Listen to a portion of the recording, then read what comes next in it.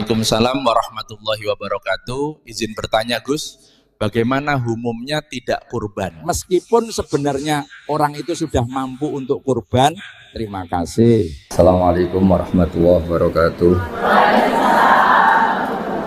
Alhamdulillah, salatu wassalamu ala rasulillah Sayyidina Maulana Muhammad Sahbihi wa sallam asma'in.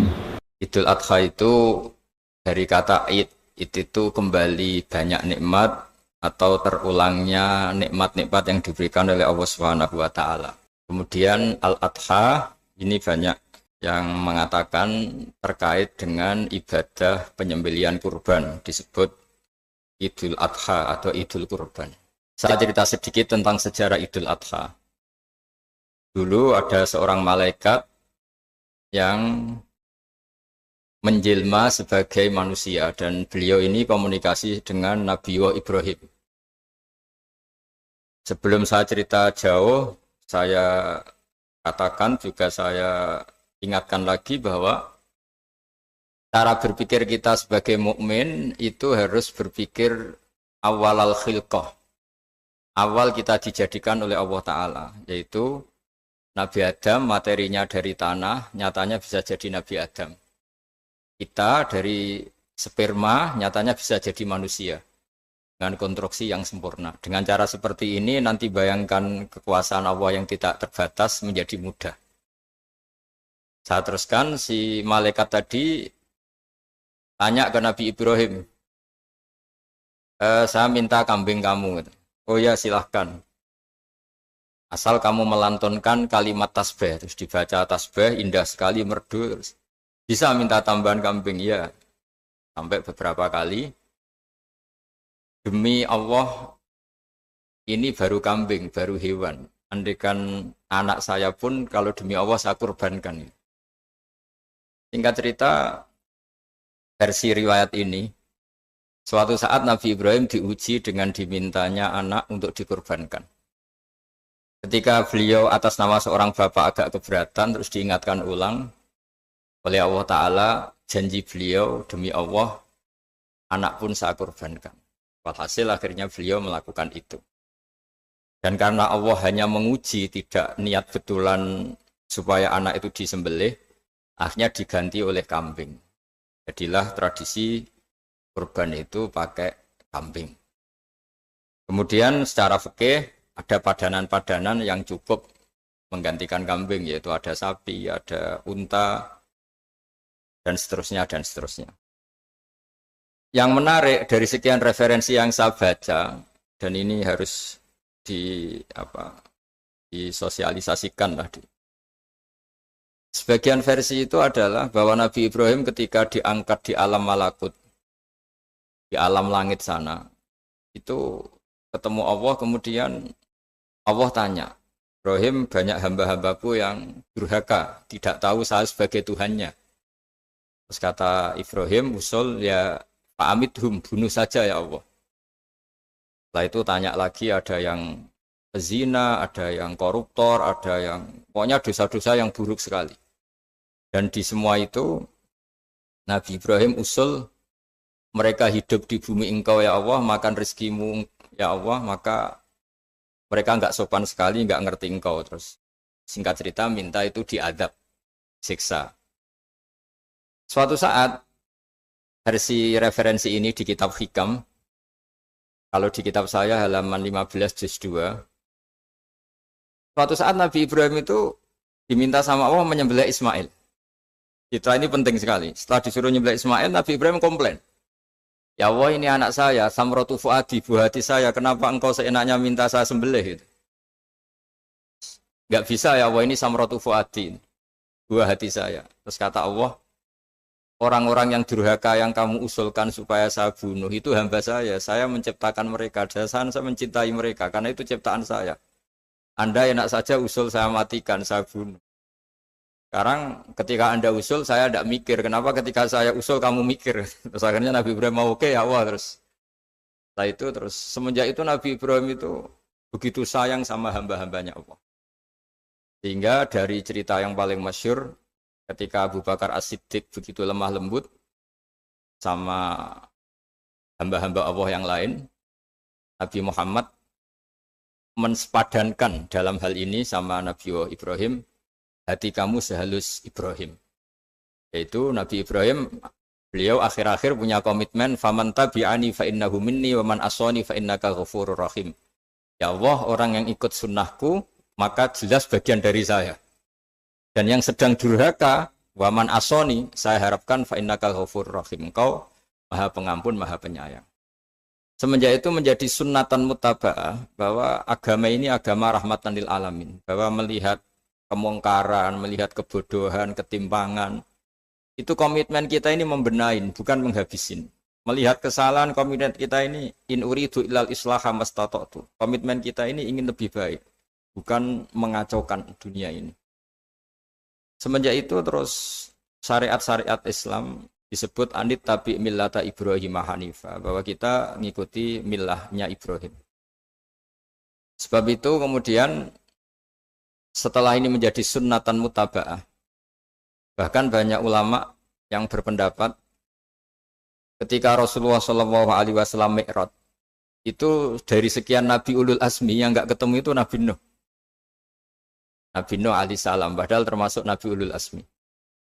Itu banyak yang menganalisis karena Nabi Nuh itu pernah berdoa, Rabbi la tadhar alal ardi minal kafirina dayar. Nabi Nuh adalah Nabi yang pernah cara Jawa maksudno kaumnya, mendoakan buruk sama kaumnya. Dan itu tidak manhaj, tidak metode yang Nabi Muhammad disuruh ikut metode itu. Tapi Nabi disuruh ikut manhaj atau pola sosiologi, pola dakwah atau pola sosial yang harus mengikuti Nabi Ibrahim anit tabi millata Ibrahim Hanifa. Nabi Ibrahim itu orang yang sangat lemah lembut, yang ngendikan faman tabi'ani fa innahu minni wa man asani fa innaka ghafurur rahim. Sebab itu teman-teman yang di Kanada, yang di mana-mana, kita ngikuti status ilmu hakikat. Di ilmu manusia, negara ini milik Kanada, milik Amerika, milik Eropa misalnya, atau milik mana sajalah. Tapi di status ilmu hakikat, semua itu milik Allah. Sehingga di antara ciri khas Islam adalah, kalau dulu agama-agama lain harus salat di tempat peribadatan mereka, Islam mengatakan, ju'ilat lanal ardu kulluha masjidan. Semua bumi Allah itu masjid, tempat sujud. Sehingga orang Islam, fa'enama adrokatu sholat, kamu kapan saja ketemu waktu sholat, ya sholat. Semua bumi Allah itu tempat sujud. Sehingga suatu saat sahabat yang biasa siaha, biasa hidup di perantauan, Nabi memberi nasihat, al-bilad biladullah wal ibad ibadullah, fahaitsuma asabta khairan fa'akim. Semua negara itu milik Allah, semua hamba dimanapun juga hamba Allah. Kamu di mana saja mendapatkan kebaikan, ya silakan berdomisili di situ. Saya pernah di Korea, itu asik karena itu yang orang-orang katanya teman-teman, saya ini di rumah itu enggak kiai, Gus. Sering di sawah, sering di Tegal. Gara-gara di Korea jadi mufti gitu. Karena enggak ada kiainya gitu. Jadi orang-orang yang enggak jadi kiai di Jawa, mungkin kalau di luar Jawa atau di luar Indonesia malah jadi kiai gitu. Artinya gini, pentingnya jadi kiai bukan menjadi gagah, itu enggak, tapi begini. Dulu bawaannya rakyat itu kan kalau ke masjid komplain, ada masjid bocor kayak ada keran yang kurang baik. Tapi kalau sudah jadi kiai itu tahu rasanya. Betapa nata masjid itu susah, ngelola masjid itu susah, nyari imam itu juga susah, melanggengkan jamaah juga susah. Jadi pentingnya jadi kiai itu bukan gagah-gagahan jadi imam, tapi bertanggung jawab atas proses yang berjalan. Jika dulu di antara nasihat bapak saya, bapak itu termasuk orang yang nggak suka sama orang tawadhu, orang yang sopan. Dulu saya juga iskal itu janggal. Kata bapak, wong tawadhu itu apa? Orang sopan itu baik. Tapi biasanya itu cara orang menghindari tanggung jawab. Disuruh jadi kiai nggak mau. Tapi kalau ada kiai salah komplain itu. Disuruh jadi menteri nggak mau. Kalau ada menteri salah komplain itu. Disuruh jadi apa nggak mau. Kesannya tawadhu, tapi sebenarnya hanya menghindari tanggung jawab. Disuruh pidato nggak mau. Disuruh jadi MC nggak mau. Tapi kalau ada orang salah komplain itu. Jika kata bapak tawadhu itu baik, asal tawadhu betul. Tapi kebanyakan nggak, tawadhu itu menghindari tanggung jawab sambil cari salahnya orang lain. Nah ini yang tawadhu yang akhirnya kurang baik. Nah teruskan, jadi Nabi Ibrahim ini panutan yang luar biasa. Beliau adalah orang yang alami sekian proses sosial. yang akhirnya diakui sebagai Khalilur Rahman, orang yang sangat dicintai Allah Ta'ala. Di antara sebab dicintainya Nabi Ibrahim adalah seperti yang dialami Nabi Adam. Nabi Adam ketika turun di bumi, itu keresahan pertama itu bukan karena kurang makanan atau kurang minuman, itu enggak. Beliau turun di bumi, mendapati bangsa yang lain, kalau dalam kitab disebut Banul Jan. Itu dia janggalnya Masya Allah. Ini orang makhluk-makhluk ini kok tidak kenal sama Allah yang menciptakannya. Kan aneh ya kalau kita hidup di Kanada terus nggak tahu PM-nya siapa, Perdana Menterinya siapa, kita hidup di Indonesia nggak tahu presidennya siapa. Itu kan aneh.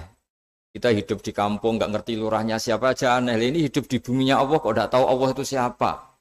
Nggak pernah menyebut Allah. Padahal harusnya yang paling dikenal pertama itu ya zat yang menciptakan kita, menciptakan langit bumi dan sebagainya. Sehingga beliau itu brutu itu komplain.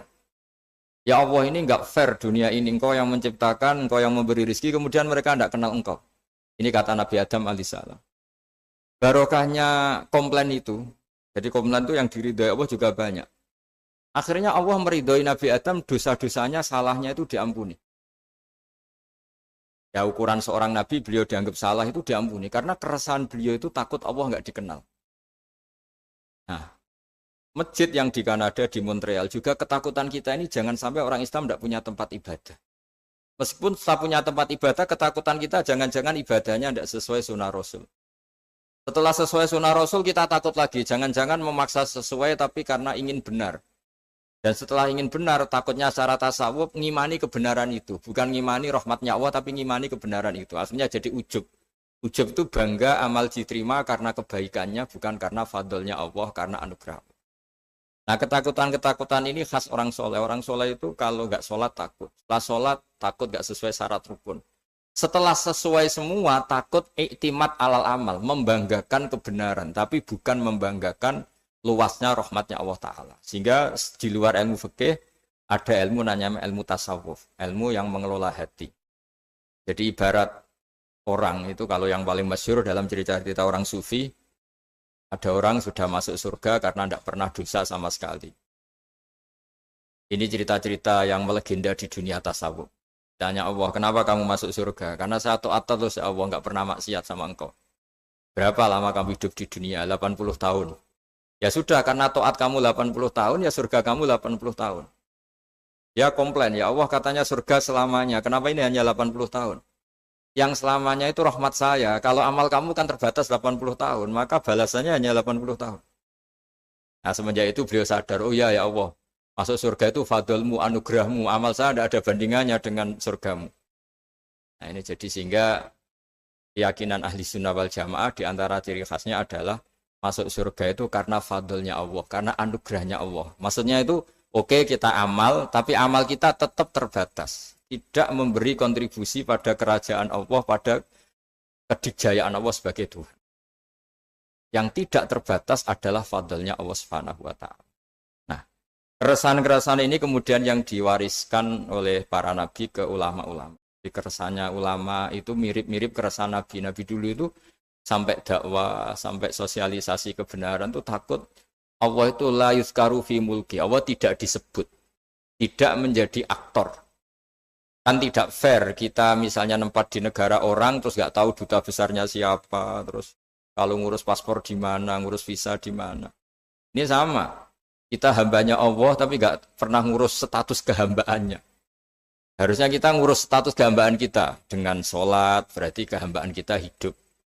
Dengan baca tasbih berarti kehambaan kita hidup. Makanya dalam sebuah ayat disebutkan masuk surga itu gampang. Yang susah itu kamu masuk status kehambaan itu. Makanya disebut ya aja Tuhan nafsul mutmainnah irji'i ila rabbiki radiyatan mardiyah. Pertama apa? Fadkhuli fi ibadi. Kamu harus masuk status sebagai hambaku dulu. Baru wadkhuli jannati, baru kamu baru masuk surga. Jadi orang boleh nikmati fasilitas negara lain kalau visa paspornya disahkan. Orang boleh masuk surga kalau status kehambaannya disahkan oleh Allah Subhanahu wa Ta'ala. Nah, lalu status kehambaan itu dimulai dari mana? Secara fisik kita sujud. Anggota tubuh yang begitu terhormat, namanya kepala, kita tundukkan kepada Allah Ta'ala. Hati kita, akal kita yang ingin menguasai dunia misalnya, Ambisi itu kita kalahkan untuk hanya tunduk kepada aturan-aturan Allah Subhanahu wa taala. Kekhawatiran kita akan menghadapi alam akhirat, nah ini yang penting. Nanti setelah kita mati kayak apa, jadi debu, jadi tanah, lalu bangkit kita gimana? Sebagaimana mukadimah saya, ingatlah an-nas'atil ula. Ingatlah penciptaan pertama, bahwa Allah punya reputasi menciptakan Nabi Adam dari tanah, dan di tubuh Nabi Adam itu tersimpan calon generasi berikutnya ila yaumil qiyamah. Kayak apa susahnya bikin Nabi Adam kalau andikan kita boleh berpikir. Bikin satu master manusia yang akan melahirkan manusia seluruh dunia. Ibaratnya chipnya itu sudah ada di punggung Nabi Adam. Dan itu materinya dari tanah. Dengan berpikir gitu, maka ketika kita meninggal, sudah jadi tanah, kembali lagi jadi manusia adalah hal yang mudah. Karena Allah punya reputasi menciptakan manusia super, yaitu Nabi Adam dari tanah. Jika setiap kali kita iskal janggal terhadap kekuasaan Allah, kata Allah Ta'ala, Qul yuhihal ladzi ansha'aha awwala marrah. Kalau kamu janggal terhadap kemampuan saya, kemampuan kami menghidupkan tulang belulang yang sudah rapuh, sudah hancur, maka ingatlah reputasi saya, kata Allah, reputasi kami menciptakan Adam dari tanah. Ya, para nabi itu, ini semoga teman-teman yang di Kanaja masih ingat betul iman yang dilatih para guru kita di Jawa, di Indonesia. Para nabi itu saking imannya sama Allah, itu tidak ada, sampai kasarnya itu nggak tahu bedanya antara hal itu masuk akal maupun tidak. Saya beri contoh begini, kalau dalam ilmu tauhid, dan ini harus kita latih terus sampai ketemu Allah Ta'ala. Ketika telur jadi ayam, itu sebetulnya itu kita juga tidak ikut mampu bikin telur jadi ayam. Tapi berhubung sering terjadi, kita bilang telur jadi ayam itu mungkin. Mungkin itu ya mungkin sering terjadi. Padahal sering terjadi ini juga tidak yang jenis kita ikut berkontribusi. Lalu ketika sering terjadi ini kita bilang itu mungkin. Padahal saat kita bilang mungkin, juga hakikatnya kita tidak ikut menciptakan telur menjadi ayam. Lalu karena seringnya telur jadi ayam, kita bilang telur jadi ayam itu mungkin. Mungkin itu nggak muhal. Begitu juga bebijian, nanti jadi pohon besar, yang rindang, yang berbuah, kita katakan mungkin. Kenapa kita katakan mungkin? Karena itu sering terjadi. Oh, kita pun tidak ikut menciptakan biji jadi pohon besar, telur jadi ayam. Artinya apa? Zaman sesuatu itu sering terjadi, kita pun sebetulnya tidak pernah ikut menciptakan. Hanya menyaksikan sering, terus kita bilang itu mungkin. Tapi kita tidak memberi kontribusi sama sekali. Semua itu karena kudrohnya Allah, kemampuan Allah. Lalu ketika ada orang yang bilang batu ini bisa melahirkan onta, kita bilang muhal, batu itu tidak mungkin melahirkan onta. Tapi kalau seorang nabi itu nggak tahu bedanya antara batu melahirkan onta dengan indukan onta melahirkan onta. Karena nabi-nabi itu makomnya sudah sangat tinggi. Ketika onta induk melahirkan onta juga tidak atas kemampuan onta induk. Onta induk tidak punya kemampuan menciptakan onta. Juga karena kudrohnya Allah Ta'ala. Sehingga kalau batu mengeluarkan onta juga mungkin kalau Allah menghendaki. Hingga ketika Nabi Soleh diminta kaumnya, apa bukti engkau Nabi? Tunjukkan ayat kalau engkau Nabi. Yang kamu minta apa? Seekor onta keluar dari batu besar ini. Nabi Soleh dengan entengnya berdoa sama Allah dan keluarlah onta keluar dari batu. Nah itu makom yang paling tinggi. Makom paling tinggi itu kita mendudukkan Allah sebagai zat yang tidak terbatas kudrohnya. Hingga para nabi itu terus punya mukjizat. Nah, mukjizat itu untuk mengingatkan ulang bahwa Allah itu tidak terbatas kemampuannya. Bagaimana unta keluar dari batu besar zaman Nabi Soleh, zaman Nabi Muhammad air keluar dari jemarinya Rasulullah SAW, Nabi Ibrahim dibakar tidak mempan, tetap sehat, tetap bugar. Karena semua ini sebagai bukti bahwa kudrohnya Allah tidak terbatas. Nah, iman-iman seperti ini harus kita jaga. Apapun rasionalitas kita, dan meskipun kita selalu rasional, tetap menyisakan iman bahwa kudroh Allah itu tidak terbatas. Sehingga ketika ada cerita kematian orang soleh itu ditangisi langit dan bumi, kita tidak usah iskal, tidak usah janggal. Masa bumi bisa menangis? Karena kita yang sekarang bisa nangis adalah materinya dari tanah. materinya dari bumi. Terus iman ini kita jaga sehingga kalau kita yasinan, masih ingat Allah kalau mengingatkan kudrahnya yang tidak terbatas, manusia disuruh ingat qul yuhyyihalladzi ansha'aha awwala marrah. Kamu harus ingat bahwa Allah itu yang menghidupkan kamu, menghidupkan semuanya ketika kamu belum menjadi seperti ini. Jadi intinya itu kita ingat meskipun telur itu lazim jadi ayam, tetap tidak karena kudrahnya ayam itu, tapi karena kudrahnya Allah. Indukan unta melahirkan anak unta juga bukan kemampuan indukan unta, karena ini juga makhluk yang lemah, tapi juga kemampuan Allah Subhanahu wa Ta'ala. Jika dengan demikian kita termasuk hamba Allah sesuai target yang diingatkan Allah. Falamma tabayyana lahu qala a'lamu annallaha ala kulli syai'in qadir. Hamba Allah yang baik adalah hamba ketika menyaksikan fenomena apapun, semua itu li ta'lamu annallaha ala kulli syai'in qadir wa annallaha qad ahata bi kulli syai'in ilma. Apapun di alam raya ini semuanya itu bukti bahwa Allah ala kulli syai'in qadir, Allah kuasa dan Allah meliputi semua makhluknya dalam pandangannya, dalam pantauannya. Jadi saya mohon teman-teman yang di Montreal, yang di Kanada juga di manapun harus ingat status hakikat bahwa al-bilad biladullah wal ibad ibadullah fa haitsu ma asabta khairan fa'akim.